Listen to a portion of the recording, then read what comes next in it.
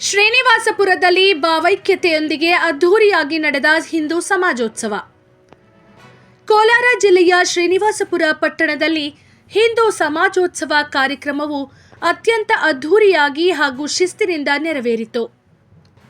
ಕೇಸರಿ ಪತಾಕೆಗಳು, ಜಯಘೋಷಗಳು ಮತ್ತು ಸಂಭ್ರಮದ ವಾತಾವರಣದ ನಡುವೆ ನಡೆದ ಈ ಸಮಾಜೋತ್ಸವಕ್ಕೆ ಸಾವಿರಾರು ಭಕ್ತರು ಸಾಕ್ಷಿಯಾದರು.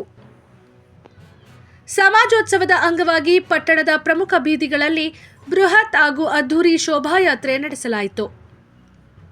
ಭಕ್ತಿಗೀತೆಗಳು, ಭಜನಾ ಮಂಡಳಿಗಳು, ವಿವಿಧ ಕಲಾ ತಂಡಗಳು ಮತ್ತು ಸಾಂಸ್ಕೃತಿಕ ಪ್ರದರ್ಶನಗಳು ಮೆರವಣಿಗೆಯಲ್ಲಿ ಜನಮನ ಸೆಳೆದವು.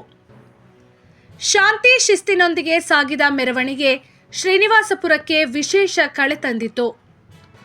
ಕಾರ್ಯಕ್ರಮದ ವೇಳೆ ಯಾವುದೇ ಅಹಿತಕರ ಘಟನೆ ನಡೆಯದಂತೆ ಶ್ರೀನಿವಾಸಪುರ ಪೊಲೀಸರು ಬಿಗಿ ಬಂದೋಬಸ್ತ್ ವ್ಯವಸ್ಥೆ ಕಲ್ಪಿಸಿದ್ದರು. ಪೊಲೀಸ್ ಇಲಾಖೆ ಕೈಗೊಂಡ ಶಿಸ್ತುಬದ್ಧ ಕ್ರಮಕ್ಕೆ ಸಾರ್ವಜನಿಕರಿಂದ ಮೆಚ್ಚುಗೆ ವ್ಯಕ್ತವಾಯಿತು. ಈ ಸಮಾಜೋತ್ಸವದ ಅತ್ಯಂತ ಗಮನಾರ್ಹ ಕ್ಷಣವಾಗಿ ಶೋಭಾಯಾತ್ರೆಯಲ್ಲಿ ಪಾಲ್ಗೊಂಡಿದ್ದ ನೂರಾರು ಹಿಂದೂ ಬಾಂಧವರಿಗೆ ಪಟ್ಟಣದ ಚಿಂತಾಮಣಿ ವೃತ್ತದಲ್ಲಿ ಮುಸ್ಲಿಂ ಸಮುದಾಯದ ಮುಖಂಡರು ಕುಡಿಯುವ ನೀರು ಹಾಗೂ ಮಜ್ಜಿಗೆ ವಿತರಿಸಿದರು. ಬಿಸಿಲಿನ ನಡುವೆಯೂ ಮುಸ್ಲಿಂ ಬಾಂಧವರು ನೀಡಿದ ಸಹಕಾರ, ಭಾವೈಕ್ಯತೆ, ಸಹಬಾಳ್ವೆ ಮತ್ತು ಮಾನವೀಯತೆಯ ಸಂದೇಶವನ್ನು ಸಾರಿತು. ಧರ್ಮ ಯಾವುದಾದರೂ ಇರಲಿ, ಮನುಷ್ಯತ್ವ ಮುಖ್ಯ. ನಮ್ಮೂರಿನ ಹಬ್ಬವನ್ನು ಎಲ್ಲರೂ ಒಂದಾಗಿ ಆಚರಿಸುವುದೇ ನಮ್ಮ ಶಕ್ತಿ ಎಂದು ಸ್ಥಳೀಯರು ಹರ್ಷ ವ್ಯಕ್ತಪಡಿಸಿದರು.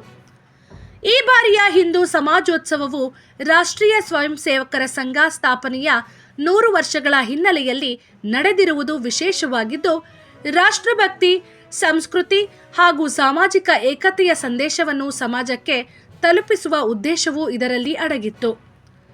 ಈ ಸೌಹಾರ್ದಯುತ ಘಟನೆಯು ಸಾಮಾಜಿಕ ಜಾಲತಾಣಗಳಲ್ಲಿ ವ್ಯಾಪಕ ಮೆಚ್ಚುಗೆಗೆ ಪಾತ್ರವಾಗಿದ್ದು, ಕೋಲಾರ ಜಿಲ್ಲೆಯ ಶ್ರೀನಿವಾಸಪುರ ಪಟ್ಟಣವು ಸೌಹಾರ್ದತೆ ಮತ್ತು ಸಹಬಾಳ್ವೆಯ ನೆಲೆಬೀಡಾಗಿ ಮತ್ತೊಮ್ಮೆ ಗಮನ ಸೆಳೆದಿದೆ.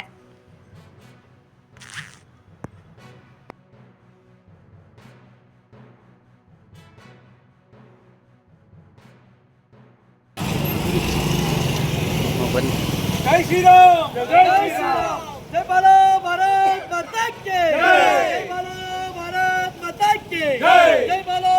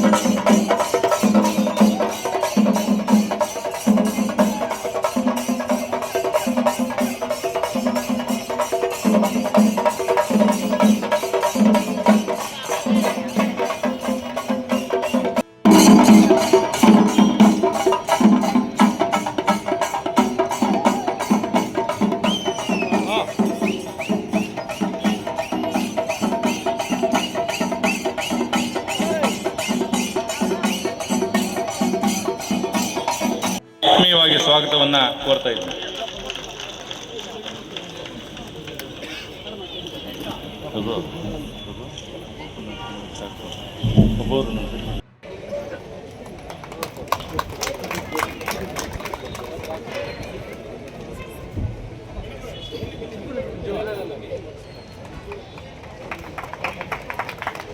ನಮ್ಮ ಮುಂದಿರ್ತಕ್ಕಂಥ ಮತ್ತೊಬ್ಬ ಅತಿಥಿಗಳು ಶ್ರೀಯುತ ವೆಂಕಟೇಶ್ ಪಾಠಕ್ಜಿ ಅವರು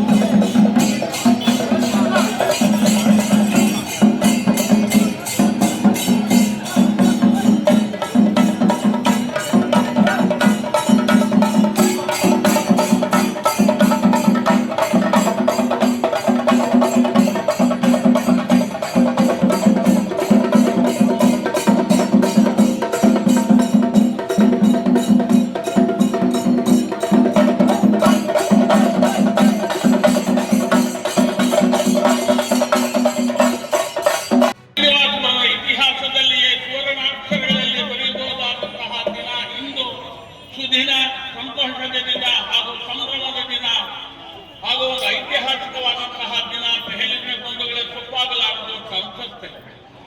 ಯಾಕಂತಂದ್ರೆ